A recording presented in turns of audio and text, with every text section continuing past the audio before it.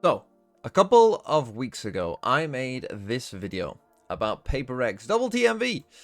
I made this video about PaperX playing a Yoru Waylay here on Haven, and I talked about how PaperX managed to defeat T1 with this comp and some of the things that they did, and that it was quite cool. But I was focusing mainly on the defense side in this video. PaperX had some really cool ideas on their defensive side, but struggled on their attacking side.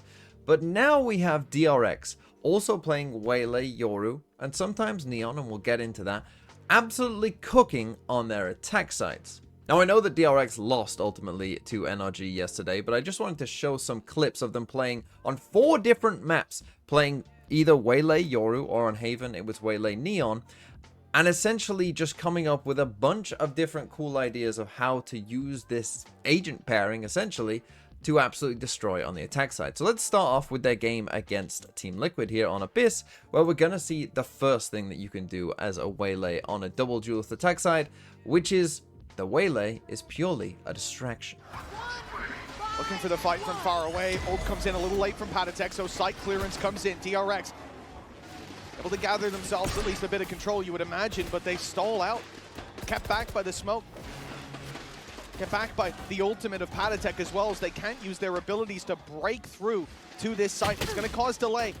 Camel's down to 20 already. That's a phenomenal spam. And Hyunmin still with a full utility belt. They didn't get caught out. The timing didn't catch them. They'll still be able to have a pretty decent sight hit with that free recon, essentially.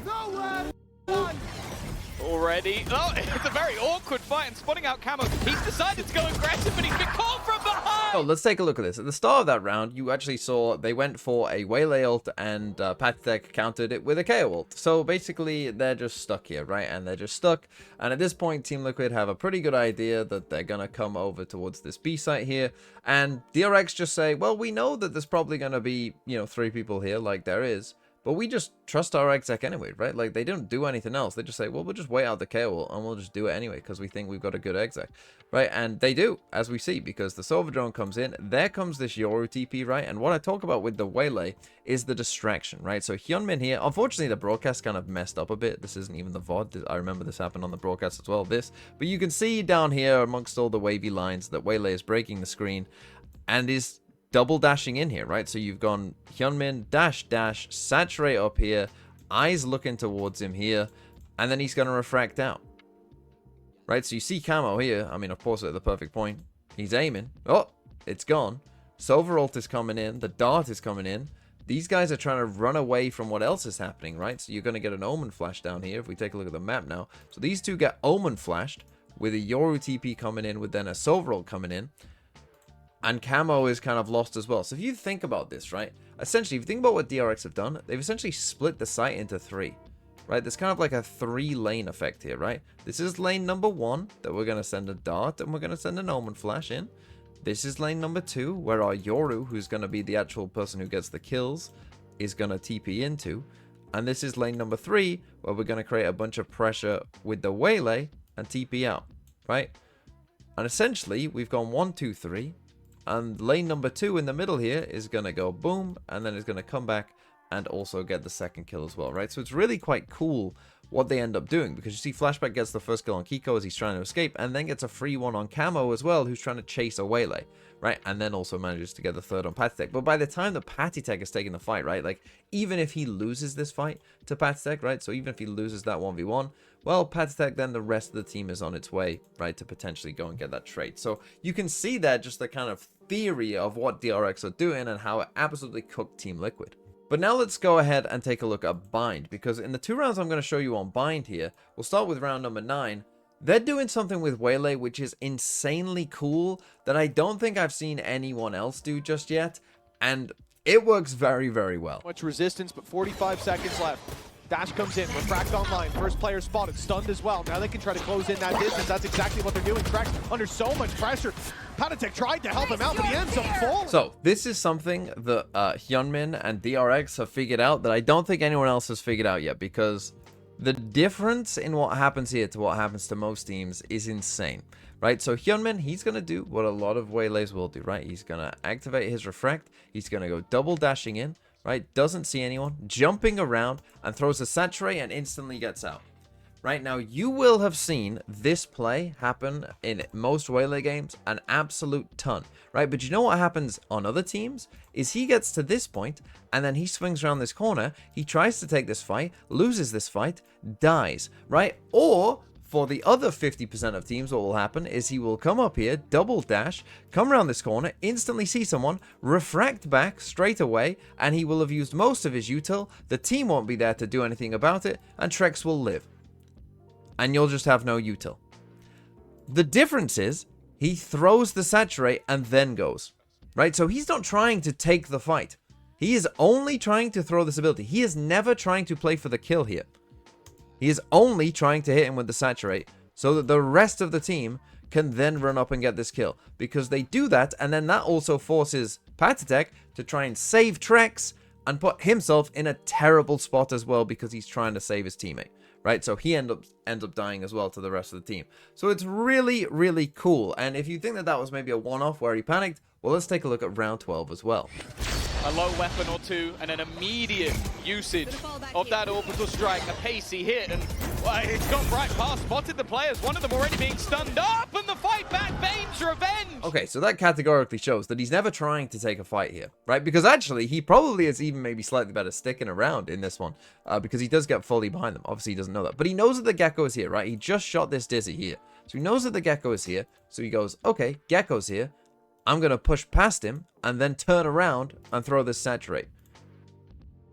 Really cool, right? And again, this is maybe one of the weird cases where actually maybe he might be even slightly better off, you know, sticking around and then staying there and swinging this way and, you know, creating kind of a pinch. But, you know, whatever. It worked anyway, right? It worked anyway. They managed to get the 2 kills. They managed to win this round, right? And it's just, again, a really, really cool idea by DRX that instead of going in out, you go in, just throw the saturate down at the first person you see, then go out and then let your teammates kind of deal with the rest of it and let them get the kills. Now let's come to the game that they played versus NRG here, DRX, and in this one they are actually playing a Neon instead of a Yoru, right? So they're playing Neon instead of Yoru. But again, what this comp allows you to do and what we're going to see here is the potential triple entry, right? You've got Waylay, Omen, and Neon to all go in and get to different positions, and it can cause quite a bit of problems for the defenders in terms of knowing where to look. There's a funky smoke as well that gives Mod a little bit of a peek, but he's not necessarily ready for Fring to be up in that smoke. Yeah, there's danger in that. Tries to spam, doesn't connect, and so he moves on. But hello! Lies in wait. Mako, meanwhile, backside, besting the opposing Omen. And DRX lighted up once more. So again, even though NRG here get this first kill with the Odin spam on the Neon, so the Neon isn't even a part of this, right? Again, we're trying to go Waylay this way, Neon this way, Omen up top, right? So we're trying to go 1, 2, 3, right? But actually, we lose our 1 here to the Odin spam. So we don't even get exactly what we want, and we still absolutely destroy on a bonus round as well, right? So Brock gets that first kill. They're now, and again, this Cypher isn't even going to be a part of the round. So they're in a 3v5 that they managed to win. And just look at how confused NRG are, right? Because obviously, we see this, and they get the first kill from doing that, right? Not only do they get the first kill from that, then watch Brock as he's then just going to stare this way and doesn't know what to do, right? He's still looking over here after the Waylay has just refracted back, right? So he's looking the wrong way, ends up looking the wrong way again, and ends up dying for free. Right, we throw a saturate over at these guys, which gets us a kill as well. So you can see it just here. So Brock has just died. Now we saturate these guys.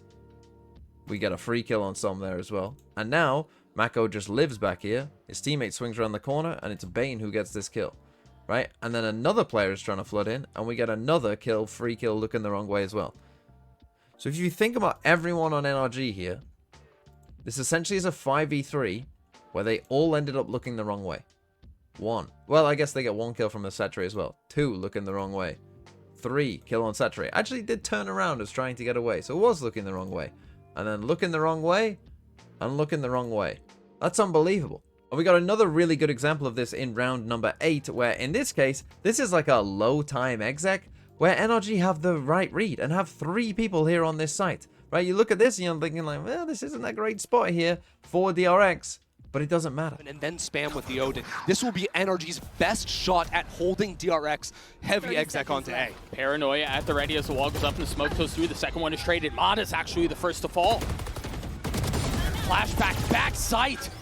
So again, we see there, people looking the wrong way, don't know where to look, don't know what to do, right? So we're going to get Mada here. He's going to try and swing out into what he thinks, again, because normally when you see this neon wall here, right, your main thought is, this is normally where the strong side is, right? The strong side is normally going to be coming down long with a neon, but not this case, right? Not with the comp the DRX are playing. So Mada's going to get confused here, right? Because he's used to this maybe being one player, right? Maybe being a Cypher scaling up here, trying to come with this Omen flash, and he can get that kill and then disappear. But actually, no. He ends up swinging into 3 people, right? So again, and this is, again, just by the very comp. Because you might be like, oh, that's just chance. But it's not chance because of the comp that they're playing, right? Because again, when you're playing this waylay, you can do a little double dash like this, right? That you normally wouldn't do. And again, there's probably potentially DRX, probably haven't shown everything that they did on this Haven attack side because they haven't shown a full C exec yet. I'm sure they've got one, right? But I'm sure there's other options that they've got of like double this, Omen TP up here, Neon running this way, right? Like again, the 1, 2, 3, making it very tough for anyone, right? And you see there, so Mada dies, and now just look at Ethan. I mean, he's just got no chance, right? I mean, so he ends up trying to fight this waylay, double dashing in, who then just refracts back. And then the neon is just behind him. So he had no chance. There was no... If you're playing on site here, behind the box, on A, against DRX, you don't have a chance. There is no way to survive that. And now let's come to Corrode. And this one is particularly cool. Again, another bonus round here against NRG. And this one is kind of combining some of the other ideas that we saw on Bind, but adding in as well a Yoruworld. Love to see NRG peek forward for a pick, but here he goes.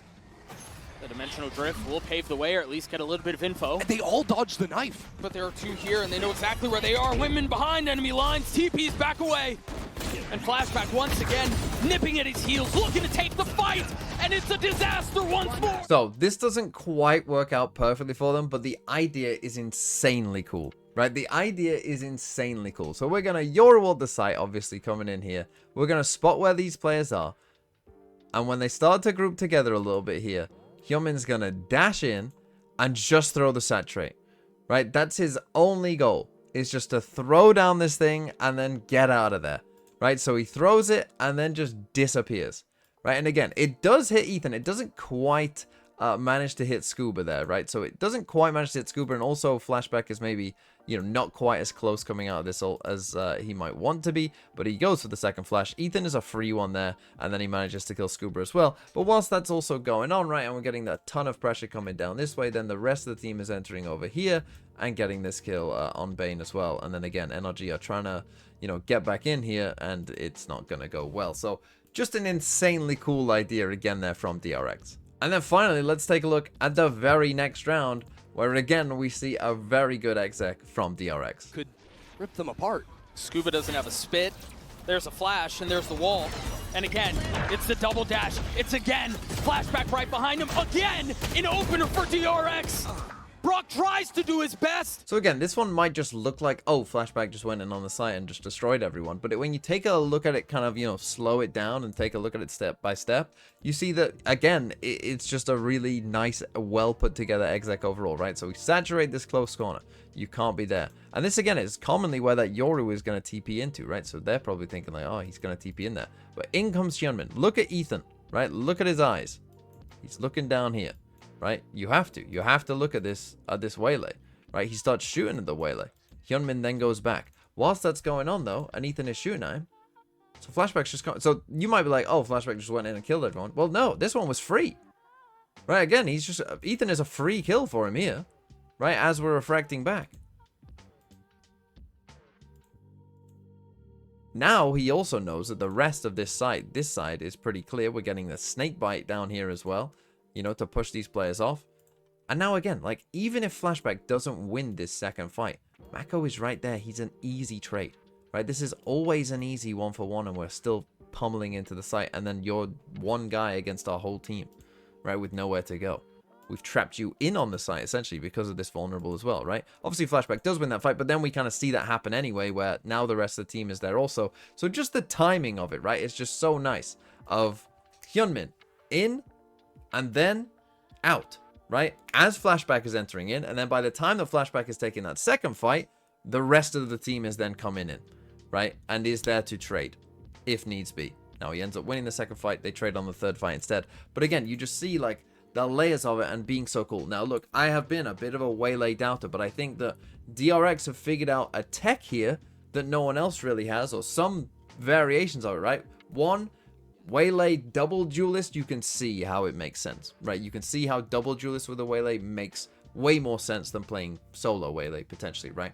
But also just the idea of refracting, double diving in, refract, then TP in, instantly out. Also a super, super cool idea that DRX are exploiting right now.